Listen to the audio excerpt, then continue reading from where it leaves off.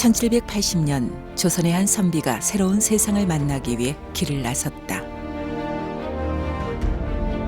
청나라 황제의 7순년을 축하하기 위해 사신단의 일원으로 가는 연행길.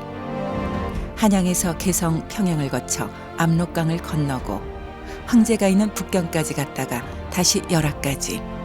장장 4천리 1500km가 넘는 대장정이었다.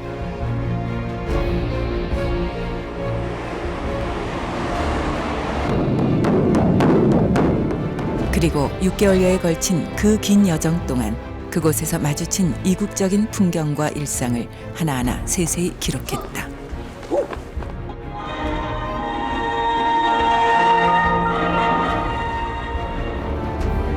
그렇게 탄생한 기행문이 열하일기.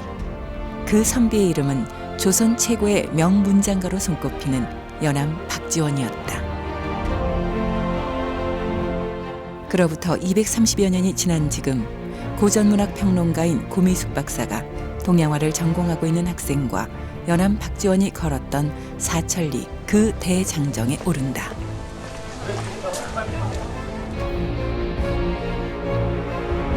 나라의 사절로서 외교적 업무를 수행했던 사신길은 새로운 문명과 만날 수 있는 문명의 길이었다.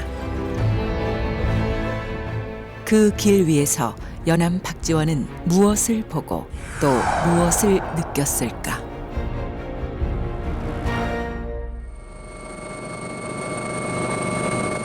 인천의 관문인 연안부두에 위치한 국제여객선 터미널.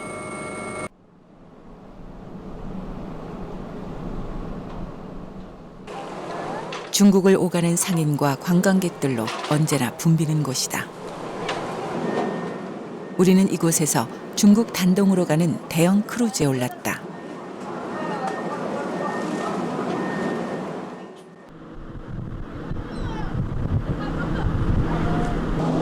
(230여 년 전) 연암의 발자취를 따라가는 길. 우리는 어쩔 수 없이 뱃길을 택했다. 원래는 압록강에서 시작을 해야 되는데 우리가 분단이 된 국가라 인천에서 이렇게 배를 타고 갈 수밖에 없는. 근데 그 당시에는 중국 가기가 쉽지가 않았잖아요. 그러니까 어떻게 가게 된 건지. 그러니까 그때는 상인이나 아니면 이제 사신단이 돼서 가는 수밖에 없었는데 청나라 권룡 황제가 70세 만수절 파티를 하게 됐어요.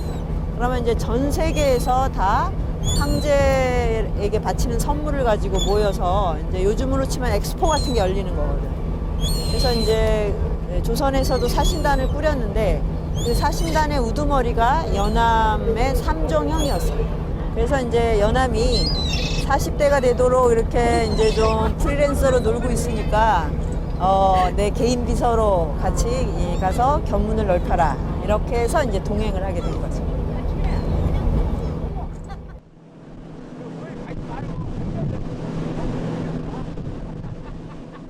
인천에서 단동까지는 뱃길로 꼬박 16시간이 걸리는 거리.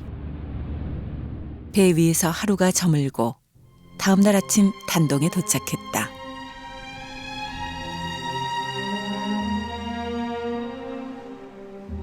(20층이) 넘는 고층 건물들이 하루가 다르게 들어서며 급변하는 도시 단동.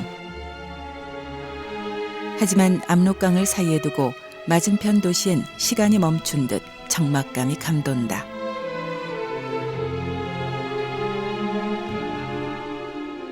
북한의 신의주다. 단동에서 신의주를 잇는 두 개의 철교. 일제강점기에 세워진 다리로 하나는 현재 북한과 중국 간의 통행과 교역로로 이용되고 있다.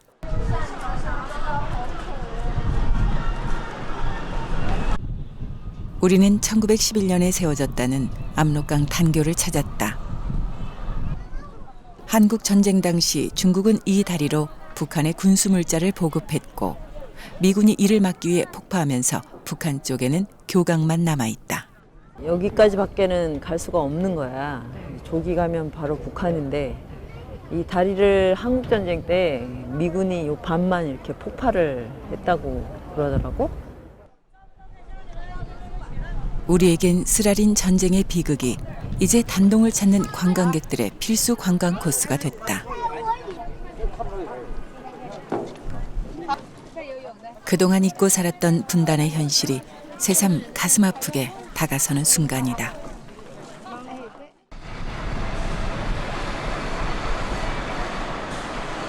저기 막 북한 사람들이 왔다 갔다 하고 있잖아.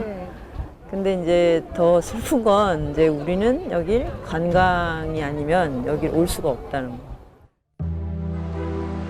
230여 년 전 연암 박지원은 어디에서 압록강을 건넜을까?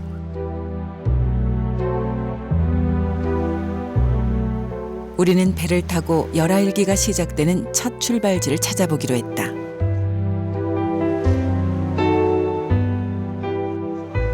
푸르른 압록강 물길을 따라 하류 쪽으로 내려가다 보면 멀리 정자 하나가 보인다. 통군정이다.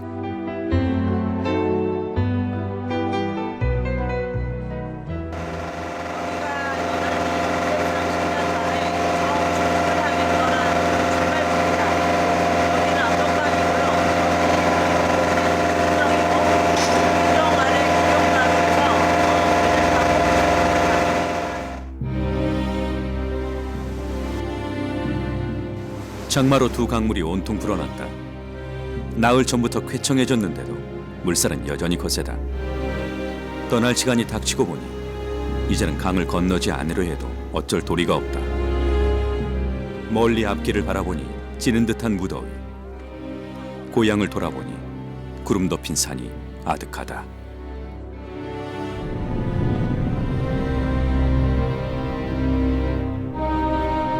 장마로 열흘이나 압록강에 발이 묶였던 연암 박지원 일행은 작은 나룻배로 압록강을 건너 세 개의 강이 만나는 삼강에 도착한다.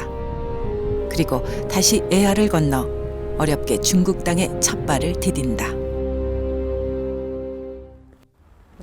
연암이 강을 건너서 부산장성을 이렇게 지나서 지금 여기에 도착을 했는데 첫 숙소가 구련성이었거든. 구련성이 저 건넌 마을에 있어. 그러니까 아마 연암이 이 길을 따라서 구련성으로 갔을 거야. 연암 박지원의 발자취를 따라 한적한 오솔길을 걷다 보면 마을을 하나 만나게 된다. 단동에서 12km 떨어진 시골 마을 구련성이다. 지금은 옛 모습은 모두 사라지고 없지만 구련성은 금나라가 고려를 방어하기 위해 압록강가에 9개의 토성을 쌓았던 데서 붙여진 이름이다. 연암이 이곳을 찾았을 때도 이미 구련성은 무너져 있었다.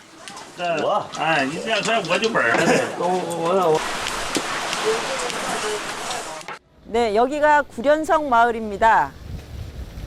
연암이 압록강을 건너고 첫날 밤을 보낸 곳입니다. 연암과 중국의 첫 번째 만남의 장소라고 할 수 있죠.